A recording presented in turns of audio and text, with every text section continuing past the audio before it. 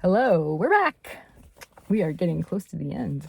All right, so we're picking up here on page 137, and Mrs. Little has just saved Kevin from that family dinner, and she is taking him to the open mic night. Okay, ready? I'd like my haircut. Seems a little short. I like it though. It's looking shiny. That doesn't matter. Here we go. Okay, open mic. How old is this guy? His glasses say old, but his shorts say young. His words say old, but his smile says young.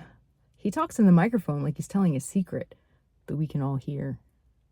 I drink a hot cup of decaf coffee.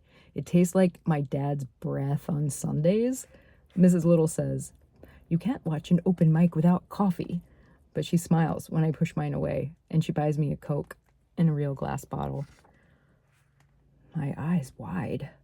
The girl said a swear right into the microphone. No one seems to notice, except me. A teacher in the night at a table in a coffee shop like a regular person is weird. Like a tiger at the grocery store buying ice cream and toilet paper. Dew drops on flat leaves. I try not to groan out loud. Glistening in the moonlight. I roll my eyes and then roll them again. Gentle breezes spin the drops like marbles. I can't help a bored cough. Unlike marbles, the drops evaporate. I look at Mrs. Little. She's loving it. As the breeze reveals itself to be breath. Wait, what? Of a dragon long since thought dead. Dragon? Awesome! Everyone claps. I clap hardest. 2 muffins, more Coke, 5 more poets. Mrs. Little stands, smooths wrinkles out of her skirt. I stand too. Crumbs fall from my shirt. A man walks over to her. They hug. This is my youngest son. I'm confused. I'm not her son. But then I realize the dragon poem poet from the stage is her son. Maybe a little older than Patrick? His teeth are white, white, white. He shakes my hand. Nice to meet you, Kevin. I've heard so much about you.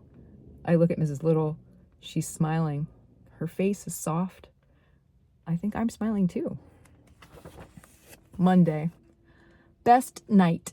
It's all I can say because there are too many words to sort through. And it's the Beatniks Brews Poetry Night. Come share your best work at Friday's open mic night. Be there, be square. So he changed it. Tuesday.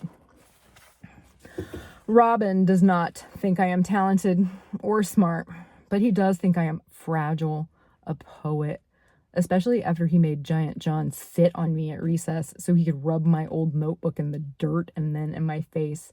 Who's tough now? The words over and over out of his mouth like dirty flies. Who's tough now? Who's tough now?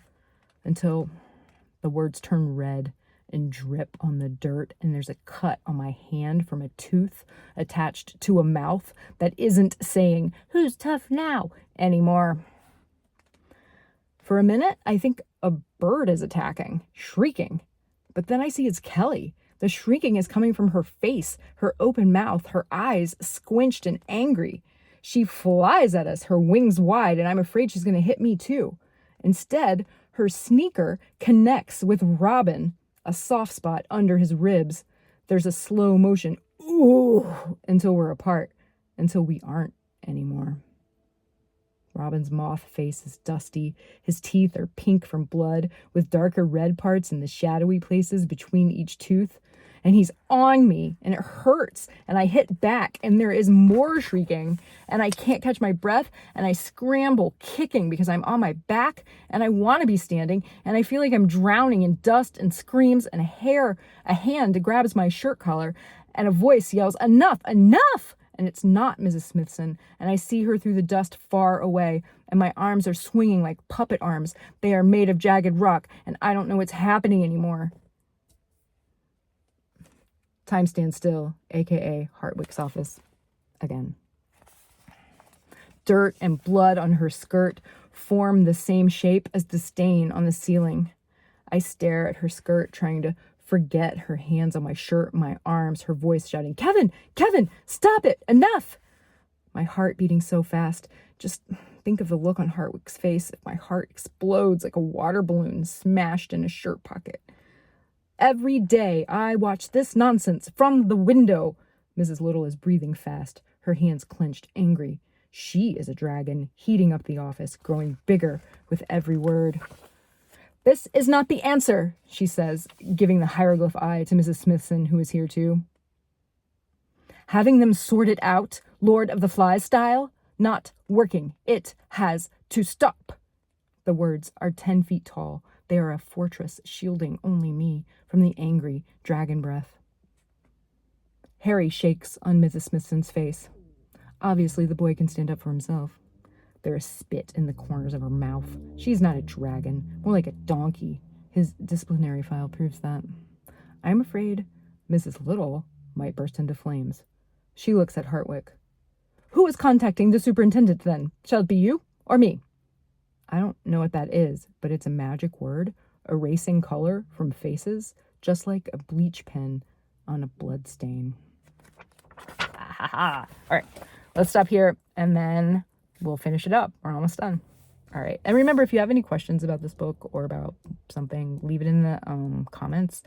I do a bad job of checking those, but I'm going to try to do better. And what I'd like to do at the end of this, the reading of Rem Schemer, is to do kind of a Q&A video where I answer the questions all in one video for y'all. Okay. All right.